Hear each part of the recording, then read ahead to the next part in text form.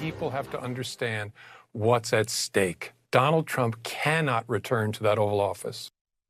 Why not, Jim Comey? Got something to hide? Why were you so emphatic back in the summer of 2024?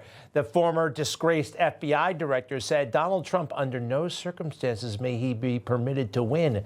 Here's a clue. The guy was up to some bad stuff, and Kash Patel and his deputy, Dan Bongino, are on to him. Fact sheet, please. Yes, the FBI launches an investigation into Comey for targeting Trump's 2016 campaign. They came up with a phony FISA surveillance application, and they were tapping the damn guy's phone. Sorry, the damn phone. The Trump campaign. He did it. Attorney General Barr, no friend of Trump, confirmed it. And now he's being investigated. And this is a righteous investigation. And you know what? It shouldn't be limited to 2016 and tapping phones. There's a lot more actually on the table. And Jim Comey gave us a big clue in that same interview. The threat that's created by Donald Trump lying about an effort by the FBI to allegedly assassinate him, that's crazy and dangerous stuff that will resonate in disturbed minds. And there are a lot of disturbed minds out there. Everything should be on the table at this point. He said that a little over a month before the events in Butler, Pennsylvania. Is President Trump crazy? Is the swamp crazy enough to do something terrible like this? Everything should be on the table. Absolutely. You know, Jim Comey represents the administrative state, the deep state, the permanent government, and it's, well, this is what they talk like. They're caught in the last days of a cult, which I gather the unwinding of a cult is always very, very messy and angry because these people are dealing with cognitive dissonance that's off the charts, right? They know that they're speaking on behalf of someone who's a really bad guy. They know they're echoing his lies. Look, he kept on saying about institutions. You have to protect the institutions, the institutions, the institutions. The FBI is an institution. It's just that, all right? It's an agency. It's a government agency. These guys elevated institutions over the Constitution, baby. That's what it's all about. It really is. Jim Comey and the rest of them, they don't see it that way. They think these, whatever, bureaus are somehow important than that document. They're wrong. And he flaunts it all the time, how he has no regard for that precious, precious Constitution. You look at this White House now, and it's hard to imagine two FBI agents ending up in the sit room. How did that happen? I sent them.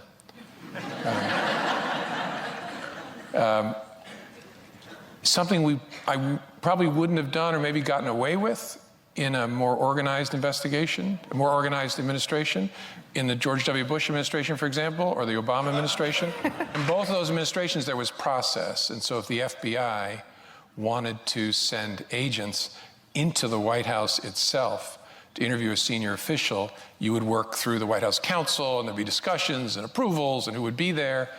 And I thought it's early enough, let's just send a couple guys over. He said he thought he could get away with it. He could get away with it. This is how a criminal speaks. And he sent over a couple of guys, and I think one of them was Peter Strzok, to set up General Flynn in a perjury trap. This man, there's a very good chance he'll go to jail. I believe he belongs there.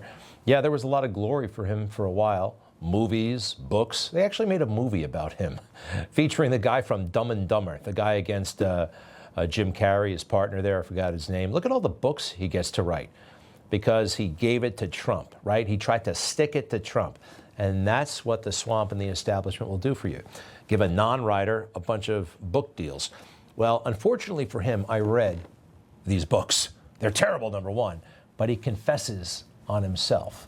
Like in this one, A Higher Loyalty. You know, give me a moment here. He goes to Trump Tower, you may remember, to brief him on the phony Steele dossier. He treats it as if it's a genuine intelligence article, but he knows it's not. It's garbage from the Clinton campaign. Let's go back to this. there was a real chance that Donald Trump, politician and hardball deal maker, would assume I was dangling the prostitute thing over him to jam him, to gain leverage. He's outing himself here. He might well assume I was pulling a J. Edgar Hoover, because that's what Hoover would do in my shoes. Yeah, and that's what you did. An eyebrow raise didn't quite do this situation justice. It was really going to suck. Oh, wow, that's really cool. The FBI director just said the word suck. He outed himself. The J. Edgar Hoover. It was a stunt. They thought they could cancel him. By the way, J. Edgar Hoover, that is apparently how he operated. That's why Bobby and JFK couldn't fire him. Bobby, he knows all about the situation with Marilyn Monroe, so let's not fire Edgar right now. Put up the fact sheet one more time. This is the headline, happened not too long ago. A formal investigation into James Comey for messing around with the 2016 election and targeting Trump's campaign. A brand new initiative. Kash Patel, Dan Bongino, Pam Bondi, they are not shying away. This isn't going after it's going after criminals, but it's not going after political opponents, even though they may be. This is going against bona fide wrongdoing. At least there's a lot of evidence that suggests as much, all right? Fair? Very fair, actually. Next, please. Reactivated and back on active duty. General Dan Caine. You know, he's technically right now a civilian. He's going to be the next chairman of the Joint Chiefs of Staff. After getting rid of C.Q. Brown, this is going to be the guy. And I tell you what, just a few seconds of video here. After being told that January 6th was worse than 9/11 by the former administration, listen to how this guy sounds and talks and what he says. There are certain days in our nation's history that really are days of infamy. And December 7th and September 11th are certainly days of infamy. And when I talk to young officers here at the agency, or I talk to young military officers and walk through that day, I ask them to never forget that there's a reason for all of the things that we've been through as a country for the last 20 years. And then those examples of courage, maybe they can find some courage to make difficult decisions or take the hard road and not the easy road, and find purpose and passion for why they serve. General Dan Caine, everybody, an officer and a gentleman, so thoughtful. The next chairman of the Joint Chiefs of Staff. You compare that to the last guy, an angry racist with a chip on his shoulder, right? This is a significant, this is light years better. Let's go through a few details about who this new chairman is. He's 56 years old, which is rather young for the job. I like it. Next, please. Master's degree in air warfare from the American Military University. Fantastic. Served in the Air Force for 34 years. What else? Protected Washington, D.C. after 9/11 as a chief of weapons and tactics. Yeah, he was one of those guys who flew over Washington, D.C. in an F-16. Pretty cool. Yeah, patrolling Washington, D.C. in an F-16 in the skies above. Next, please. What else about this general who's going to be the next chairman of the Joint Chiefs of Staff? Yes, his nickname is Raisin Kane, okay, for his aggression as a fighter pilot. And that raisin, 150 hours of combat time and 2 tours in Iraq. The guy has all the credentials. And, President Trump asked him, hey, how do we beat ISIS? Do you have some ideas? What can we do? And yeah, he did. These generals, there's no person in Hollywood that could play the role. These guys are like perfect people. I said, what's your name? Sir, my name is Raisin. What the hell kind of a name? I said, Raisin, like the fruit? He goes, yes, sir, Raisin. What's your last name? Kane, Raisin Kane. I said, you gotta be kidding. It's true. Raisin Kane, I just made him a big star. So I have Raisin Kane, 3 other generals, colonels, sergeants, and I said, bring the cameras, I'm gonna make a movie. This is the most incredible thing. And I said to the generals, listen, we gotta get out. I wanna know, why is it gonna take 2 years to knock off 2 or 3 or 4%, which is what we had left? It won't, sir. I said, tell me why it won't. It won't, sir. if we attack them in a different manner, we can do it much faster. Okay, General Raising Cane, how fast can... Sir, we can have it totally finished in 1 week. I said, 1 week? I was told 2 years. 1 week. How about that? You know, we did beat ISIS. Got no credit for it, but beat ISIS, just like he promised. So General Kane here has a whole mess of medals, air medals, this medal, that medal.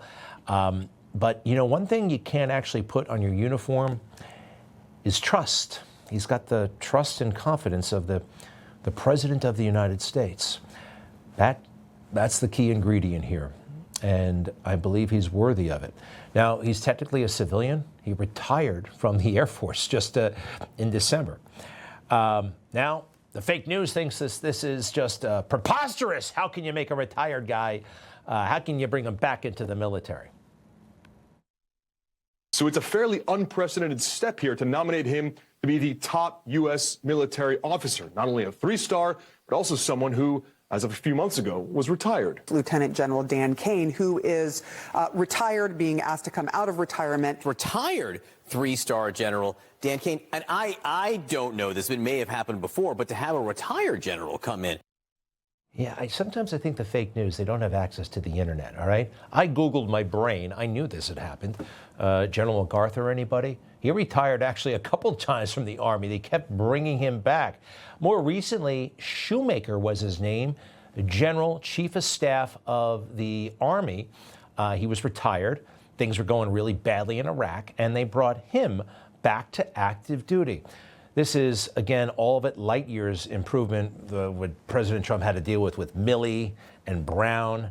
He had both of those guys. These generals are the pits. I mean, they are the pits. These guys were out to trip up Trump. And I believe they were undermining the Constitution every step of the way. And Trump is not the first one to go to war with some of his generals. You know who had a big problem with his generals? Kennedy. I read John F. Kennedy, this Curtis LeMay is going to blow us all to kingdom come. Somebody keep an eye on him. He's crazy. And even the Obama, right? Everybody loved Obama. Not really. The military-industrial complex was out to own and control him as well when he first showed up. The meetings. Obama felt disrespected and trapped. And at different times, he felt that the military was maneuvering around him. Did they think they could take a young president? Some of them might have thought that. So you're the president who's supposed to be the decider, who's supposed to have choice, and you've got these blocks of granite out there saying, oh no, you really don't have a choice. This is the way to do it. And he was not happy. The establishment wanted 40,000 troops, an open-ended commitment.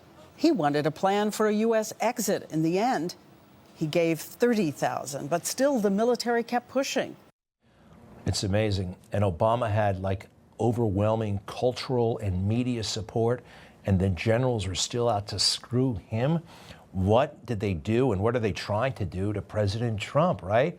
The media despises him. And anyway, it's so fantastic that he has this trusted top person who seems to be a great guy, integrity and ability, General Dan Caine. Good luck. Information. Truth is freedom. Is Newsmax. It's real news for real people.